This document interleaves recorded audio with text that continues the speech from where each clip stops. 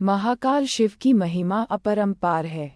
उन्हें प्रसन्न करने के लिए किसी खास प्रयास या पूजा पाठ की जरूरत नहीं होती, बल्कि सच्ची श्रद्धा और पूरे मन से किया गया प्रयास आपको भोलेनाथ की कृपा का पात्र बना सकता है। शायद यही वजह है कि अपने भक्तों के लिए महाकाल ने काल तक को भस्म कर दिया था। ऐसी ही एक कथा मिलती है हमारे धार्मिक ग्रंथों में, जिसे हम आपके साथ शेयर कर रहे हैं। मान्यता है कि भक्तों का चरित्र पढ़ने और सुनने से भोलेनाथ की असीम कृपा और पुण्य की प्राप्ति होती है। तो आइए जानते हैं, पर इससे पहले अगर आप महाकाल की सच्ची बातें तो वीडियो को लाइक करके चैनल को सब्सक्राइब जरूर करो। कमेंट में जय श्री महाकाल लिखना न भूले। भक्त के प्रति महाकाल की अगाध आस्था की जिस कहानी का हम जिक्र कर रहे हैं वह स्वयं भगवान कार्तिकेय ने संतों को सुनाई थी। इसके अनुसार राजा श्वेतकेतु, जो कि भोलेनाथ के परम भक्त थे, उन्होंने काल को भी जीत लिया था। राजा श्वेतकेतु सदाचारी, सत्यवादी, धर्म के मार्ग पर चलने वाले शूरवीर और प्रजा पालक थे। वह अत्यंत ही निष्ठा और प्रेम भाव से प्रजा का पालन और अगाध आस्था और श्रद्धा भाव से शिव भक्ति करते थे। उनके इस भक्ति भाव से महाकाल अत्यंत प्रसन्न थे। उनकी कृपा से श्वेतकेतु के राज्य के लोग दुख, दरिद्रता, अकाल मृत्यु और महामारी से अछूते थे।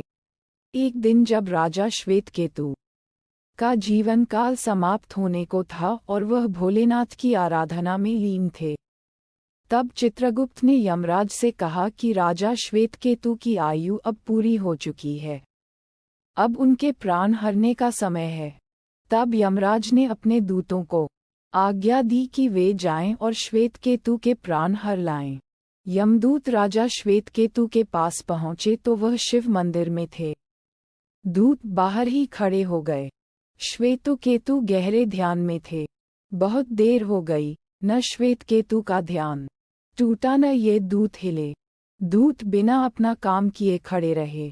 जब वे वापस नहीं पहुंचे तो यमराज ने विलंब होते देखा तो कालदंड संभाला और खुद चल पड़े। दूतों के आने में देरी होने के चलते यमराज स्वयं ही राजा श्वेतकेतु के प्राण हरने पहुंचे, लेकिन वहां उन्होंने देखा कि वह तो महादेव की साधना में लीन है। अब तो वह सोच में पड़ गए कि इसके प्राण कैसे हरें।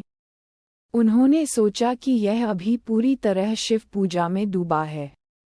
इस स्थिति में शिव पूजा का उल्लंघन नहीं किया जा सकता। तब वह भी बाहर ही खड़े हो गए। उधर जैसे ही काल को इसकी सूचना मिली तो उन्होंने तलवार निकाली और शिव मंदिर में जा घुसे। काल ने देखा कि राजा श्वेतकेतु अभी भी भगवान शिव के लिंग स्वरूप के सामने बैठे ध्यान मग्न हैं।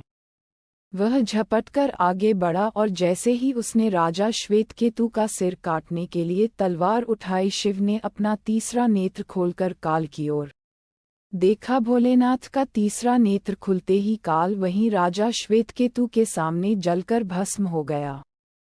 थोड़ी देर बाद जब राजा श्वेतकेतु का ध्यान टूटा, उन्होंने अपनी आंखें खोलीं तो राख में बदल चुके काल को देखा।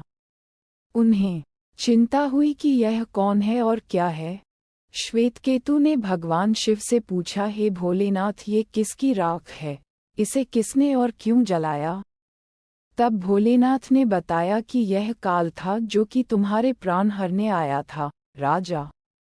श्वेतकेतु ने कहा कि हे महाकाल, ये तो आपकी ही आज्ञा से तीनों लोक में विचरता है, लोक को नियंत्रण में रखता है।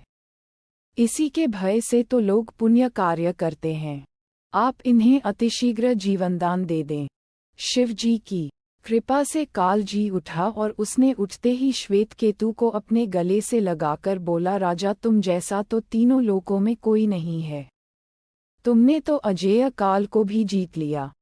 जीवनदान पाकर काल और यमराज ने कहा कि ऐसे जातक जो शिवजी के परम भक्त हैं, सच्चे मन और पूरी श्रद्धा से महाकाल की पूजा में लीन रहते हैं, सिर पर जटा और गले में रुद्राक्ष पहनते हैं, विभूति का त्रिपुंड ललाट पर लगाते और पंचाक्षर मंत्र का जप करते हैं, उन्हें कभी भी अकाल मृत्यु का ग्रास नहीं बनना पड़ेगा।